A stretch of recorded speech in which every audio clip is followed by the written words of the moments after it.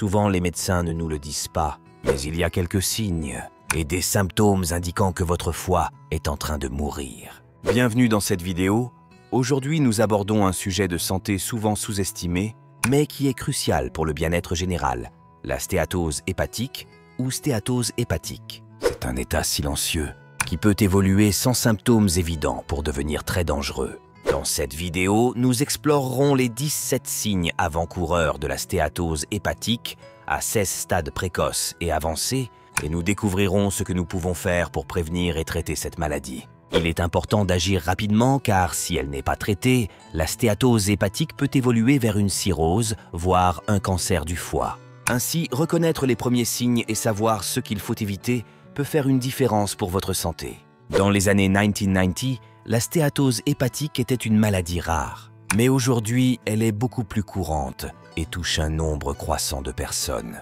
Plus de 30% des adultes de plus de 35 ans souffrent de cette pathologie, souvent sans le savoir. Mais ne vous inquiétez pas, le foie est un organe étonnant doté d'une incroyable capacité à se régénérer à condition que la maladie soit détectée tôt.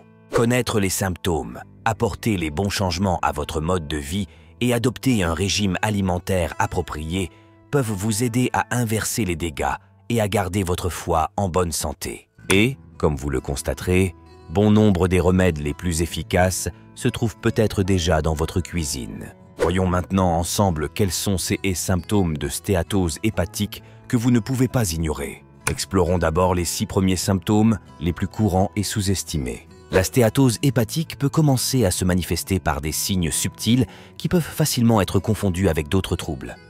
Voici les 6 principaux symptômes à surveiller. Signe numéro 1.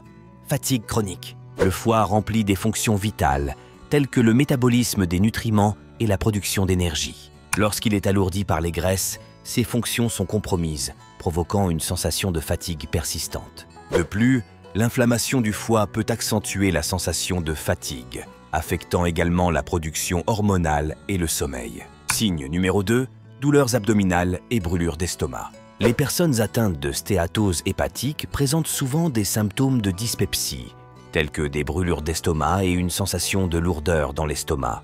Cela peut être dû à une inflammation et à une hypertrophie du foie qui peuvent exercer une pression sur les organes environnants. Panneau numéro 3, excès de gaz. La présence d'un excès de gaz est un autre symptôme courant. Ceci est souvent lié à des modifications de la flore intestinale qui affectent la santé du foie. Signe numéro 4, douleur dans le côté droit de l'abdomen. Un inconfort constant dans la partie supérieure droite de l'abdomen, juste en dessous des côtes, peut indiquer une hypertrophie du foie. Cette douleur peut également irradier vers l'épaule droite. Signe numéro 5, perte d'appétit. La perte d'appétit est un symptôme courant, souvent provoqué par des changements métaboliques et une inflammation du foie. Cela peut également entraîner des nausées et des malaises abdominaux. Panneau numéro 6, nausées. Les nausées sont un symptôme fréquent de la stéatose hépatique, souvent dû à la capacité réduite du foie à filtrer les toxines du sang. De plus, une hypertrophie du foie peut exercer une pression sur l'estomac, provoquant une sensation de satiété et des nausées. Ces premiers symptômes peuvent sembler courants et faciles à ignorer, mais ce sont les premiers signes avant-coureurs d'une stéatose hépatique. Les 11 symptômes avancés de la stéatose hépatique. Lorsque la stéatose hépatique progresse et n'est pas traitée, des symptômes plus graves peuvent apparaître.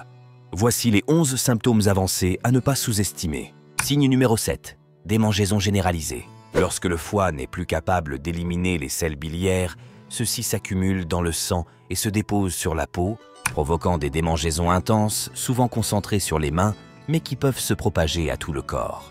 Signe numéro 8, jaunisse. La jaunisse se caractérise par un jaunissement de la peau et des yeux. Cela se produit lorsque le foie est incapable d'éliminer la bilirubine, un pigment jaune résultant de la dégradation des globules rouges. Panneau numéro 9, tabouret pâle. Le manque de sels biliaires dans le tube digestif peut rendre les selles pâles. Cela reflète un dysfonctionnement du foie qui n'est plus en mesure d'assurer ses fonctions digestives normales. Signe numéro 10, urine foncée. L'urine foncée est causée par un excès de bilirubine qui, au lieu d'être éliminée dans les selles, est filtrée par les reins et excrétée par les urines. Signe numéro 11, taches rouges sur la peau. Les taches rouges peuvent indiquer un problème avec la capacité du foie à produire les protéines nécessaires à la coagulation du sang. La diminution des plaquettes peut entraîner des problèmes de coagulation. Signe numéro 12, veine d'araignée. L'insuffisance hépatique peut entraîner un déséquilibre hormonal qui provoque une dilatation des vaisseaux sanguins, visible sous la peau sous forme de varicosité. Signe numéro 13, gynécomastie. Le déséquilibre hormonal provoqué par la stéatose hépatique peut entraîner une gynécomastie, qui est une hypertrophie du tissu mammaire chez l'homme. Signe numéro 14, érythème palmaire. L'érythème palmaire se manifeste par une rougeur de la paume des mains, provoquée par la dilatation des vaisseaux sanguins. C'est un symptôme courant des maladies du foie. Panneau numéro 15, cécité nocturne.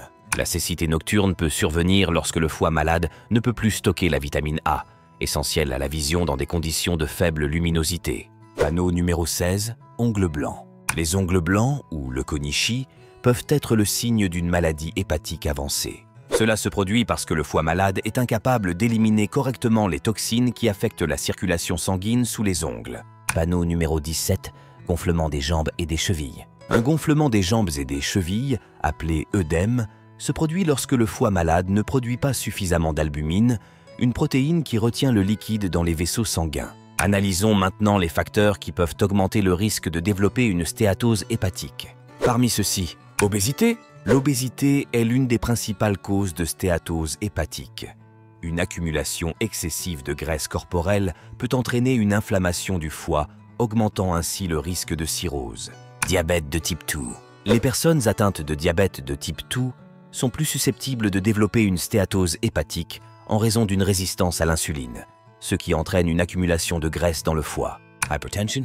L'hypertension artérielle est souvent associée à d'autres facteurs de risque, comme l'obésité, qui augmente le risque de lésions hépatiques. Consommation excessive d'alcool. L'alcool est métabolisé par le foie, provoquant un stress oxydatif et une inflammation. Une consommation excessive peut accélérer le développement de la stéatose hépatique. Mode de vie sédentaire. Un mode de vie sédentaire est un autre facteur de risque important, car il contribue à l'accumulation de graisse corporelle et donc de stéatose hépatique. Heureusement, vous pouvez inverser cette situation en adoptant quelques habitudes saines. Voici ce qu'il faut faire. Conseil numéro 1, éviter l'alcool. Réduire ou supprimer la consommation d'alcool est essentiel pour permettre au foie de se régénérer. Astuce numéro 2, faites de l'exercice. Pratiquer une activité physique modérée pendant au moins 150 minutes par semaine peut réduire considérablement la graisse dans le foie. Astuce numéro 3, perdre du poids. Même une perte de poids modérée, de 5 à 10%, peut réduire l'accumulation de graisse dans le foie. Conseil numéro 4, adopter une alimentation équilibrée. Une alimentation pauvre en graisses saturées et en sucre, mais riche en fibres, fruits et légumes, peut aider à réduire la graisse du foie. Conseil numéro 5, surveillez la santé de votre foie. Il est important de procéder à des examens réguliers et de surveiller les enzymes hépatiques pour détecter à un stade précoce tout dommage au foie. N'oubliez pas que toutes ces informations sont uniquement à des fins informatives et éducatives. Consultez votre médecin si vous avez des doutes. Avant de vous dire au revoir, nous avons réalisé une autre vidéo importante que vous devez regarder. Ce sont 7 premiers symptômes du cancer du côlon. Très souvent, certains symptômes peuvent être confondus avec ceux du foie, alors regardez la vidéo pour clarifier. Merci d'être avec nous.